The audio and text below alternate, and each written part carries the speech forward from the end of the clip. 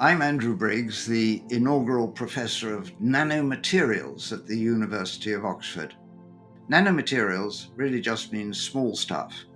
And it is absolutely amazing that in the Department of Materials here at Oxford, we have 3 different kinds of microscopes that can see individual atoms. I find it amazing that we can see single atoms.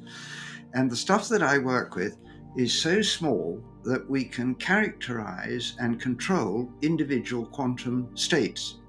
So a typical experiment might be to take one molecule, you can't get much smaller stuff than one molecule, and attach 2 wires to it.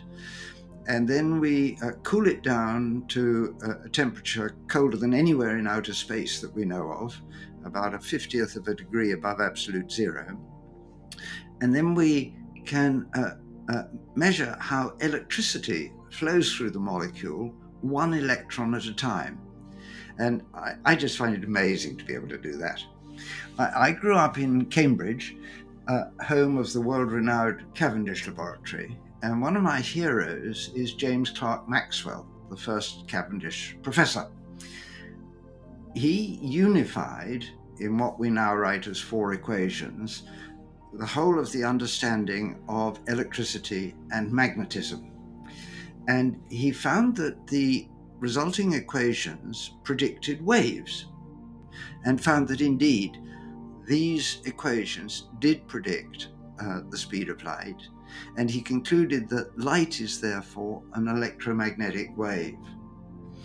And so as a scientist, when I read about God creating light as the first phase of the creation in Genesis, I think in terms of the underlying principles which Maxwell was able to discover and express mathematically in his equations. And the same goes for other scientific discoveries, such as the principles that underpin evolution by natural selection, or in my own field, quantum mechanics. Now, Maxwell had an inscription carved on the doors of the Cavendish Laboratory. It was in Latin and in a rather ornate Gothic script. And the inscription was put over the front entrance. And it reads, "The works of the Lord are great, sought out of all them that have pleasure therein." That's Psalm 111, verse 2 in the Coverdale translation. And it describes how what scientists are doing is finding out how God makes the world work. And there's no experience really more thrilling than understanding something about the world for the first time.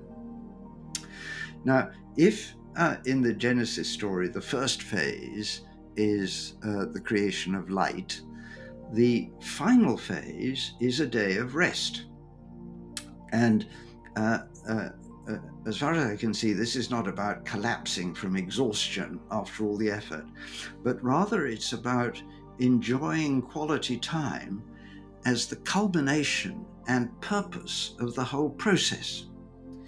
And that's why a relationship with God amplifies the pleasure in doing science and studying science.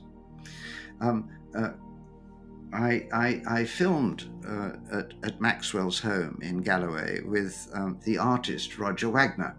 Now, anyone can enjoy and appreciate Roger's paintings. There's one in St. Giles Church here in Oxford.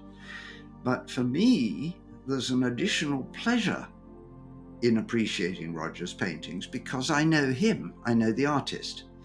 And in a similar kind of way, there's an additional sort of awe and wonder in enjoying the creation for the scientist who knows the creator.